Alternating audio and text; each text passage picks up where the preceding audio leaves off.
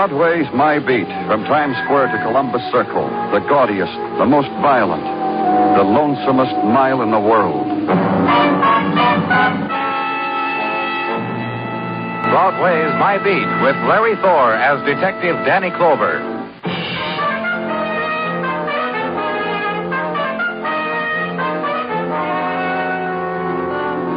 When November settles down over Broadway, everybody's got a lot to cheer about. It's the time of the hot dog. It's the season of the rackety racks and the split T formation. And the coaches, left hand on the pigskin, who swear their boys aren't being brutal out there in the field, just eager. It's the month of the old grad, the co-ed, the bottle, the blanket, and what is known as the nippy tang. It's a time to be alive.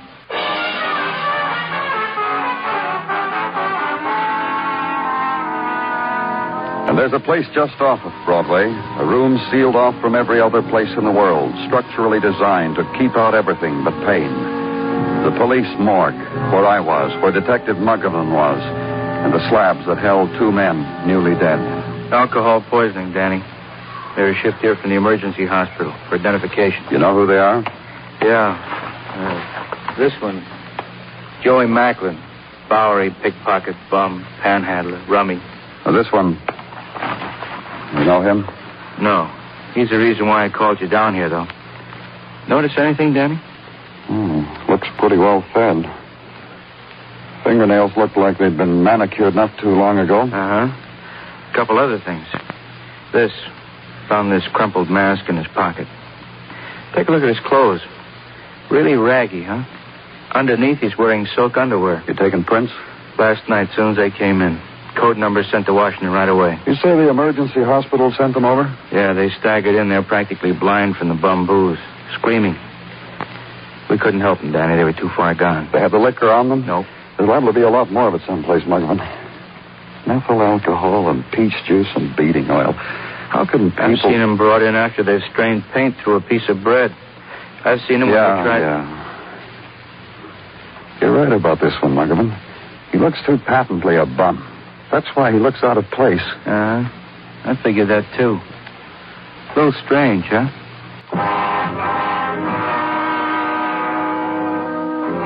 And then it closes in on you, this place of the derelict dead.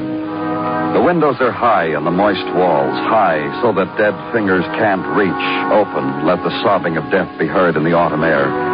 The sunlight feels along the windows webbed with threads of steel, and the warmth is taken and held before it can touch the people of a room that is forever cold. All of it has been yours countless times, and still the shudder comes, and you try not to let them see it.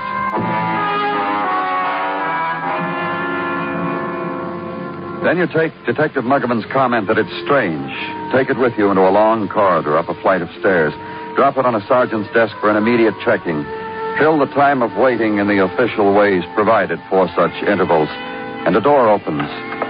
It's being brought back to you cheerily by Sergeant Tartaglia. Danny, I want you should do something for me. The please is implied. Oh, what, you know? I want you should stick your nose out the window.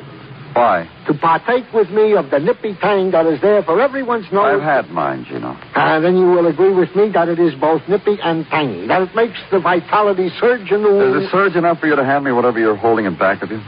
Which hand, Danny? Gino. The fellow wants to play a little game, takes a second, brings a little happiness. What have you got, Gino? In this envelope is contained a telegraph report from the FBI and the request Detective Muggavan made of them concerning the fingerprints of the deceased vagrant who is now in our morgue. Give it to me. Identified. They've identified him, Gino. Those FBIs. Quiz them a question and lickety-split, they give you an answer. John Howard, Lieutenant Colonel, retired from the Army of the U.S. Present address, 3212 Park Avenue. Occupation, bond salesman. I peeped then. I also took a liberty. Oh? Yeah, I took the liberty of phoning to the domicile of said deceased. Spoke to a Mrs. John Howard. Asked her politely to come hither to... Why don't she be here?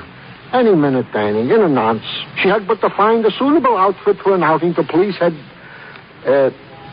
this liberty I took, is it... You did good, Gino. Real good. And wait, then. Pick a window and stand there and watch the street below, the eddy of crowd. The cars, impatient at those stupid enough to be pedestrians, watch the first shadows drift in, pick a place, and shed a layer to find another place. And finally, see a car draw up to the curb. A long car and black and expensive. And a woman get out of it, stand on the pavement, and look at a doorway marked Police Headquarters, hesitate, and then walk toward it. Then leave the window and hurry downstairs, pick up the woman at the information desk, ask her a question. Yes, I'm Mrs. Howard. My name's Clover. Will you come with me, please? Of course. Would you mind telling me why I'm here? Through this door. Not at all. In cases like this, we're not really sure, so... Sure about what? A man died last night. There's a possibility you might be able to identify him. A man died? Yes, from methyl alcohol poisoning. John? My husband? It was John? In here, Miss Howard. You haven't answered me. Is it John? I'm afraid that's what you'll have to tell us. Oh, no. Mrs. Howard. Oh, I want to see.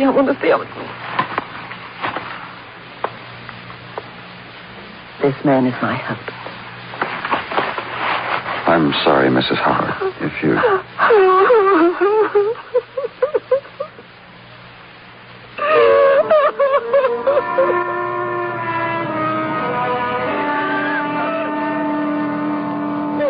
And again, the attendance on grief, the futile offering of the tried and true solaces that have never worked. Not against the sobbing, anguished, deep. Then finally the whispered cry of some remembered thing they had shared, and the resigning to it. The remembrance will never come again.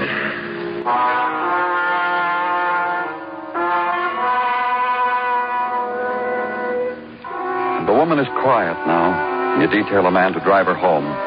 Restrain the questions that must be asked for another time when the sudden anguish has become old, familiar, a thing to be lived with. Strip a picture of John Howard from a file to take with you to a man who is an expert on the whys of derelicts. A man you look for, find in a 3rd Avenue bar, embarrassed. You embarrassed me before my friends, Danny. Truly. It is well known what you are and what I am. I am now trying to demonstrate to these companions. What are you now, Benny? A member of one of the honorable and oldest professions. Which profession now, Benny? A purveyor of knowledge, Danny. Look on the new Benny Fane, a pillar of culture, seller of encyclopedias. You, Benny? Me, Benny. Gaze on a brochure. I got it here somewhere. Here it is. An encyclopedia of worthwhile facts on the kingly sport of racing. You sell those? With a biannual appendix to bookies to fill in the long hours while looking for a tax-free dodge. Me, I found mine. No longer into the police, am I? Yes, you are, Benny. I am? Uh-huh. Take a look at this picture. Danny, how can you? A picture of the dead you got to show me now. Not till the papers printed him and all, but that I know him. But I see him around. Where? Bowery, Skid Row, you know. That's where you were selling encyclopedias? Danny, I was calling on an old friend, Mickey Thomas. While cutting up a few reminiscences, I happened to glance across the hall, and there was this guy, this picture you showed me, boozing up with another guy named Joey Macklin. I waved a toast to him, and I went back to my... Take me there. Huh? Where? To Mickey Thomas, the man you visited across the hall. Take me, Benny. Danny, I was about to close a sale. We could go by way of headquarters, Benny. I know a shortcut. Come on, Danny.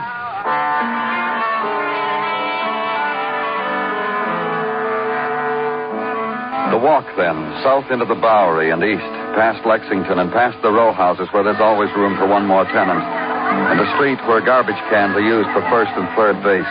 The man with you points out an interesting fact. I was going there, Danny, right in that house. Then hit 3rd Avenue.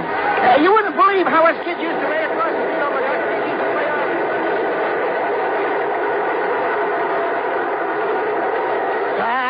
Never mind, Danny. It wasn't important. The place I was telling you about is right there. Let me open it up for you, Danny. You better watch this floorboard right here. Say this. Oh, I know these places. I really know. Hey, that's Mickey. Always raising the roof. Mickey. Help me. Help me. What's the matter? What happened to you? I drank it, that liquor. Now I can't see. I'm blind. I'm blind. Help me. Help me.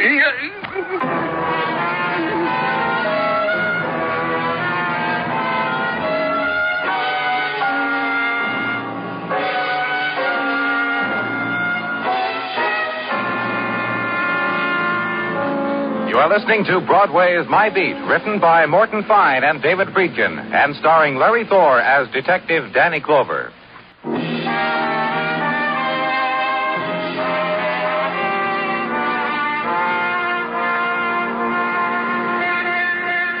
Broadway approaches the new November day softly, politely.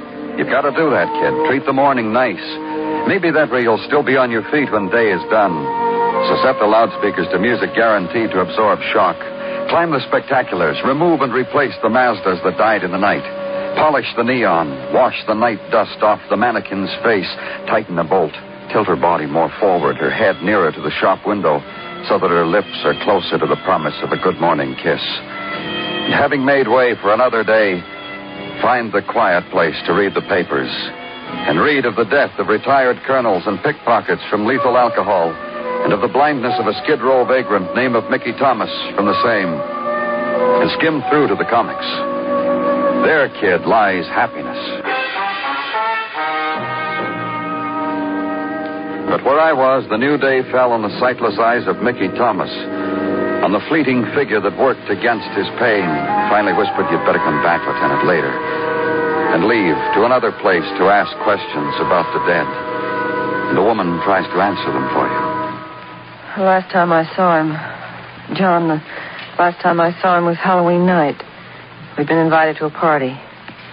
We wore funny clothes. That tramp suit you found John in, it was the funniest thing he could think of. Mrs. Howard, You will make it brief, won't you? You see, I'm packing. I'm going away, and the boat... You're leaving the country? Europe. It was a plan John and I had. Europe. All the gay places he'd been while he was in the war. A couple of weeks ago, out of nowhere, he said I'd love him. Let's go, Lila. I've just given up my $20,000 a year position so I can show you to Europe, Lila. Maybe you'll like it so much, Lila, we'll never leave. Mrs. Howard, perhaps it might... You're not going to stop me from going, you know. John said it would be fun. I'll just have to have fun alone now. You're not going to stop me.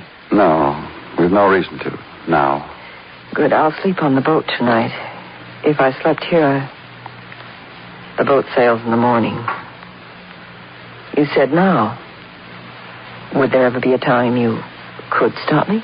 I don't know yet, Mrs. Howard. All I know now is that your husband, a rich man, died of poison liquor. That he came in off of Skid Row. Well, that's easy to explain. It is? Of course. John got feeling good at that Halloween party. High, you know, high and gay. Whenever he got like that, he'd make bets. He made one that night? Crazy one. The kind he liked. That he could go to Skid Row dressed as he was and live there for a week and never call on any of us for anything. When he thought of it, he grabbed Frank and said, I'll Frank bet who? Frank Clifton. Frankie was John's adjutant during the war. He grabbed Frankie and made the bet. And you never saw your husband after that until... Till you showed him to me in the morgue. Frankie and I went looking for him one night because I was worried. We didn't find him. I came home. Frankie kept looking. He didn't find him. You have Mr. Clifton's address? It's in the phone book, Sutton Place. For a minute there, Mr. Clover, you actually considered not letting me go on this trip. Tell me why. Mrs. Howard, Something about John's death is the word troubles? John's death troubles you? Well, the way I told you, Mrs. Howard, that a wealthy man, an intelligent man would find his dying in poison booze? John was a man of whims. Let's only say of him that he indulged his last one, shall we? I'll check, Mrs. Howard. I'll check on what you've told me. Do that, Mr. Clover. Let me know before nightfall. In any event, call me to wish me bon voyage. I'm going to have fun like John said I should.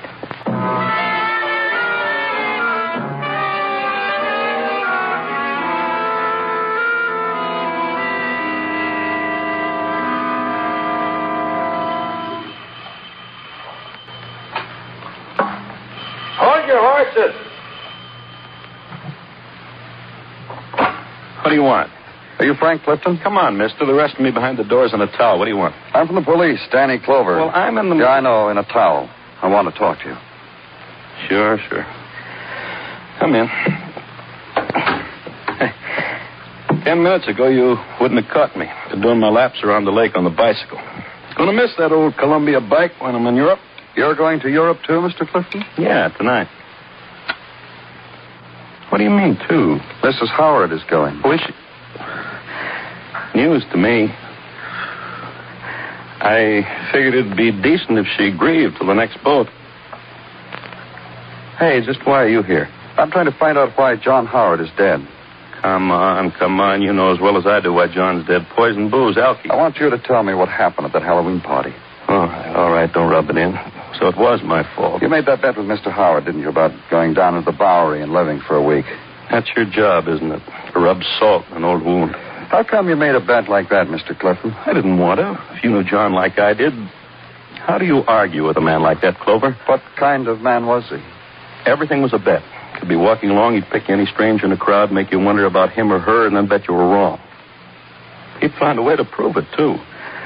I was his adjutant all through the war. That's how I spent the war, making book for him. I want to know exactly what that bet was you made with Mr. Howard. Well, first you got to understand I didn't want to make it. All right, I understand. He bet me on account of he was dressed like a tramp. He could go down to the Bowery and live like one for a week. He could do it longer, he said, except he had to catch that boat. Eat anything a tramp does, drink anything, you know, the works, for $100. Mrs. Howard said she got worried a few days ago. She hadn't heard from him. That she went down to the Bowery looking for him. With me. We looked, couldn't find hide or hair. Got late, I sent her home and kept looking. Nothing. Couldn't find him. Then Mr. Howard was a pretty good friend of yours, huh? My CO, from Amsterdam to Essen to Cologne to Mannheim to Berlin. And that's why you're going to Europe, huh? To take another look? Those places, and let us not forget Paris. My old man got over there in the First War. I didn't. He still holds it over me. Look, Clover, you mind if I soak the old body now? Thanks a lot. I'll drop you a card. Walk away from the man eager for the sightseeing of old sights. Walk away with the puzzle still yours. Why a man like John Howard should die of poisoned alcohol? Why a man like Howard would so quickly descend to a state where alcohol from whatever source was so needed that he challenged death for it, and weigh against it the possibility of death cause premeditated murder. And let the thought take you back to a hospital room where a man lay with his eyes bandaged against light, and another sat at his bedside talking quietly. The department is doing what it can for you, Mickey. You're getting the best, but... Oh, hi, Danny. How is he? Better, I guess, Danny. He's been asking me... Tell him, Mickey. Who is he? Lieutenant Clover. He's the man that found you, Mickey. Got you here in a hurry. Oh, that makes me have to thank him, huh? Thanks, Lieutenant Clover. Becky, can you answer questions? You feel up to... I've been complaining in a loud voice to this other social worker here. Yeah, I guess I could answer a question or two. Where'd you get the booze? I got it. Tell us where, Mickey. We'll bring him in for you. Nothing I could wish more. To get the guy that... Funny, huh? What is? I don't know where the booze come from. Look, Mickey, you still... I don't know where it come from. All I know is I waited till Joey Macklin and that other character ran out of their room. And I crossed the hall and snitched me what was left from their bottle. They died from it, huh? Lucky boys. Lucky boys. You stole the alcohol. That's how... Maybe Mickey stole something else, Danny. Found this in his clothes. Huh? Oh, pawn ticket. What's it for, Mickey? A personal belonging. That means it belonged to me. What's it for, Mickey? Me and my back, you'll find out anyway, won't you? Yeah, Mickey, we will. So go find out. And do something else for me, huh, Lieutenant? What? On your way back, pick up a tin cup and a box of pencils. It'll be a favor.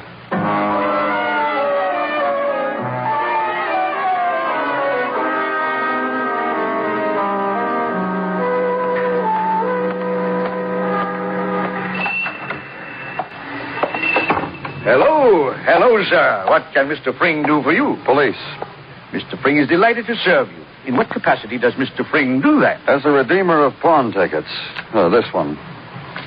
Mr. Fring remembers it. Why shouldn't he? He wrote it only yesterday morning. It's being redeemed, Mr. Fring. Surely.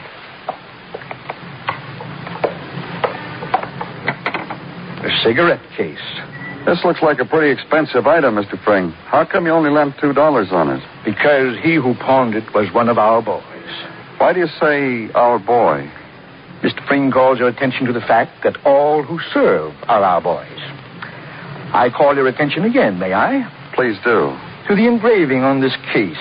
A screaming eagle with a dagger. An obscure insignia. However, I'm positive an insignia of one of our doughty combat outfits. I know because during unpleasantness number 2, I sold our boys shoulder patches as a sideline. I've just reordered. Mr. Fring. You're taking it. There's $2 plus interest due on it. Yeah. Can Mr. Fring whistle?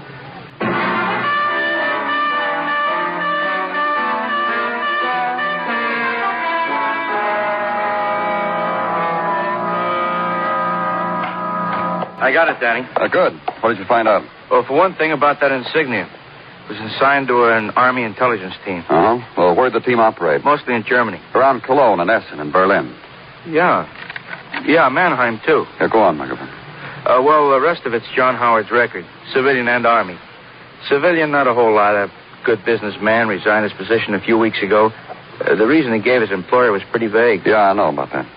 But what about the Army? Howard was the head of an Army intelligence team to recover loot near Essen, in Germany. You know, confiscated treasure and stuff. They found some, too. Belonged to one of those rich German families, worth a mint. Only the original owner screamed that some stuff was missing. Poor him. And what else? Well, Howard, he was a lieutenant colonel then. Had a couple more men on his team. A sergeant who died in Europe from pneumonia before he got home. And a major named Frank Clifton. You don't need much more, do you, Danny? Nothing. Thanks for a motive.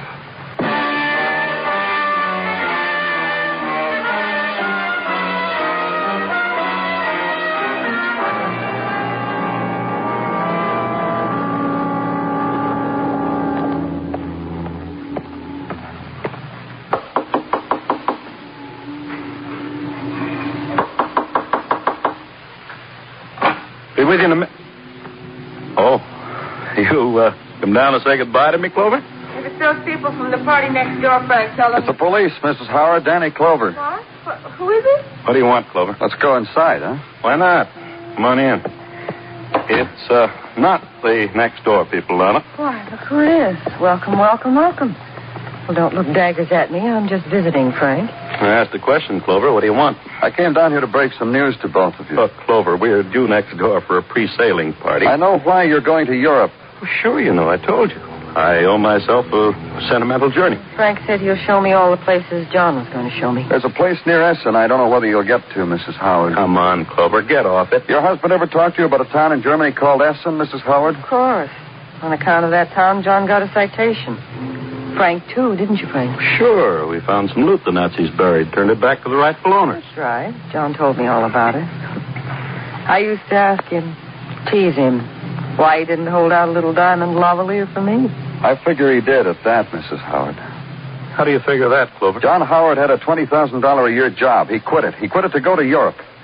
There must have been something in Europe worth a lot more than $20,000, and it had to be something he couldn't bring back into this country. So John Howard wasn't coming back. You mean He doesn't know what he means, Lada. I mean just one thing. Not all that loot was recovered.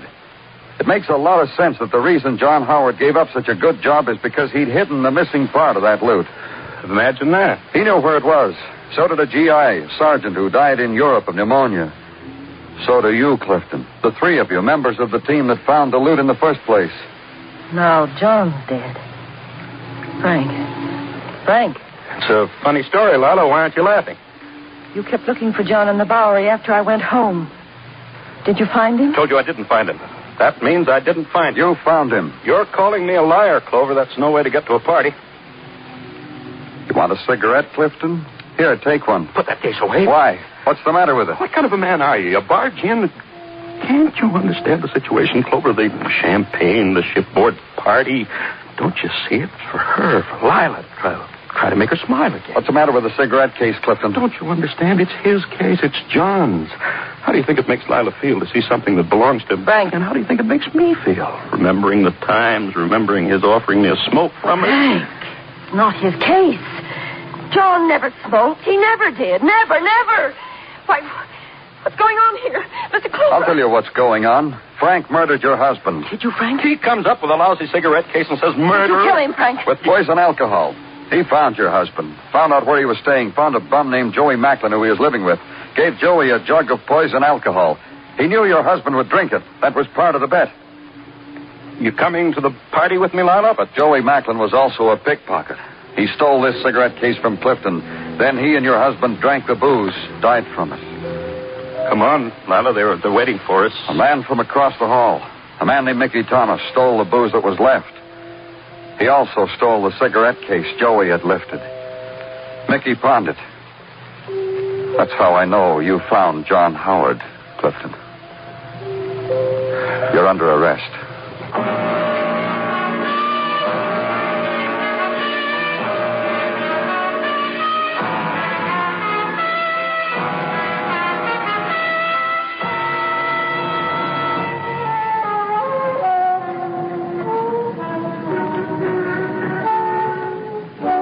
On Broadway, there's always a vision that stands in a doorway at the end of night.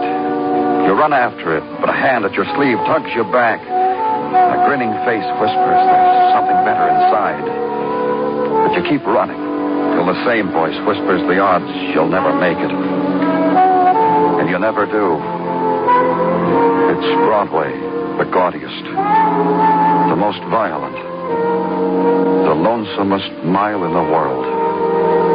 Broadway, my beat.